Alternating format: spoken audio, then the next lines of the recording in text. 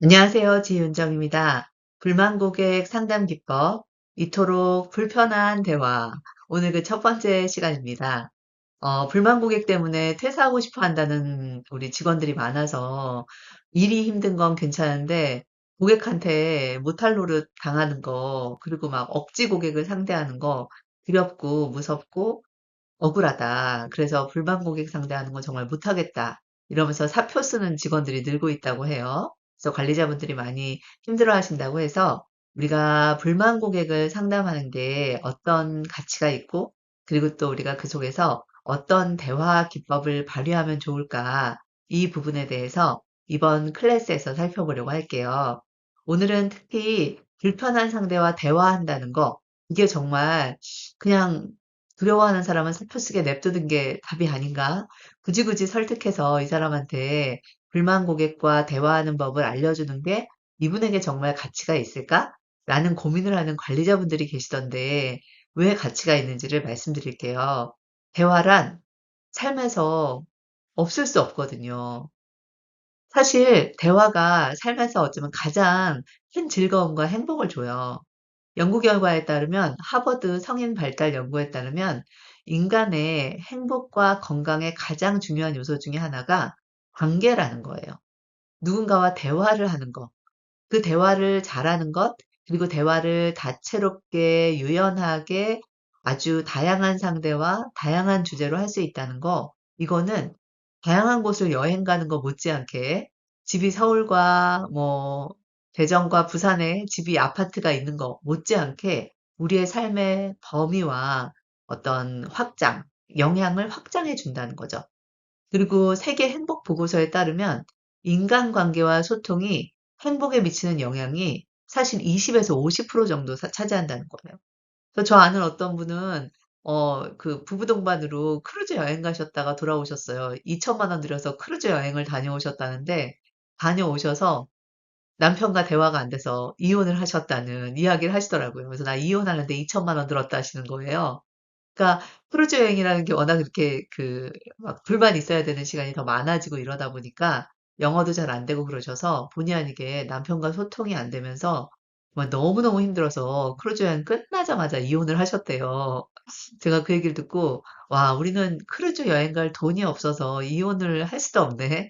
이런 생각을 했는데 정말 아무리 돈이 많아도 내가 함께 사는 관계, 내가 옆에 있는 친구들, 이웃과 진정한 소통을 못 한다면 되게 외롭고 돈은 맨날 쓰는데 되게 허무하고 그럴 수 있다는 거죠. 그래서 저도 보면 막 뭐 좋은 옷을 사고 막 명품 가방을 사고 막 멋있는 데 여행을 가는 것보다 진짜 교감할 수 있는 누군가와 깊이 있는 대화를 하는 것, 그리고 누군가에게 정말 힘이 있는 대화를 통해서 아주 까다롭고 복잡한 문제를 해결했을 때 이럴 때 되게 보람과 성취감과 내가 살아있음을 느껴요. 그래서 왜 사람인 한 분이 두 개의 막대기가 서로 기대는 것처럼 인간의 본능적인 존재 방식이 바로 이렇게 누군가와 의지하여 서로 교류하는 것, 이것이 인간의 본능이라는 거예요. 그래서 저는 대화를 어려워하는 분, 특히 까다롭고 불편한 대화를 어려워서 피하는 분, 그분은 인생 내내 피해 다녀야 돼요. 인생에서 대화가 없을 수 없거든요. 그래서 한 사람의 건강하고 행복한 삶을 위해서 만족감을 위해서 이 대화, 그리고 이 대화를 통해서 누군가를 깊이 있게 이해하고 사랑하고 용서하는 거, 이것을 아는 건 어쩌면 인생 전체에서 아주 중요한 요소라는 거예요. 예. 때문에 저는 여러분들의 구성원들이 "저 불만 고객 상담하기 힘들어서 퇴사할래요."라고 말하면 "퇴사는 괜찮은데 불만 고객 상담이 두려워서 퇴사하는 거라면 나는 반댈세." 이렇게 말씀하실 수 있어야 돼요. 내가 다른 더 좋은 커리어를 찾기 위하여 퇴사하겠다는 건 괜찮은데 지금 이 불만 고객이 두려워서 퇴사할까? 그러면 그 다른 회사 가면 거기에는 불만 고객이 없을까요? 까다로운 상대가 없을까요? 삶 전반에 나와 똑같이 하는 사람과 교류하고 이해하고 용서하고 조율하는 것, 이것은 우리 인생에서 필요한 거거든요. 특히 까다로운 사람하고 먼저 이런 걸 할 수 있다면 대화의 실력이 확 늘겠죠. 왜 우리 운전할 때 초보 때 고속도로 한번 쫙 달리고 나면 활력 붙는다고 하잖아요. 운전 속도와 운전 기량이 마찬가지예요. 여러분이 까다로운 상대에 대한 대화법을 잘 준비하시고 내가 여기서 어떤 것이 막히고 어떤 게 안 되는지를 연습하시다 보면 아주 기본적인 대화, 친구와 모임에서 가족과 하는 대화는 훨씬 더 여러분이 유연하게 하실 수 있게 돼요. 그래서 저는 대화가 어려운 상대에 불만 고객만 있지 않다. 삶에는 참 다양한 불만을 제기하는 다양한 방법으로 제기하는 분들이 도처에 있어요. 나이가 들면 들수록 후배도 챙겨야 되고 또 나랑 맞지 않는 상사도 챙겨야 되고 또 내가 큰 기대를 갖고 사랑하지만 왠지 대화가 안 되는 가족도 챙겨야 돼요. 우리는 그들과 늘 대화를 해야 합니다. 대화는 피할 수 없어요. 그래서 이왕 우리가 이런 대화를 할 때 가시돋친 설전을 펼치고 각자 신념이 다르다는 것 때문에 차라리 말을 말자 이러면서 대화가 단절되는 거 이거는 내 삶에 중요한 행복 요소를 포기하는 것과 같아요. 맛있는 거 안 먹는 거죠. 네. 이게 바로 우리가 대화를 보다 더 나의 행복에 영향을 주는 요소, 맛있는 거 먹고 좋은 데 여행 가고 그리고 뭐 좋은 음악 듣는 것처럼 내가 사람들과 좋은 대화를 나눌 수 있는 것, 이것은 행복의 중요한 요소라는 거예요.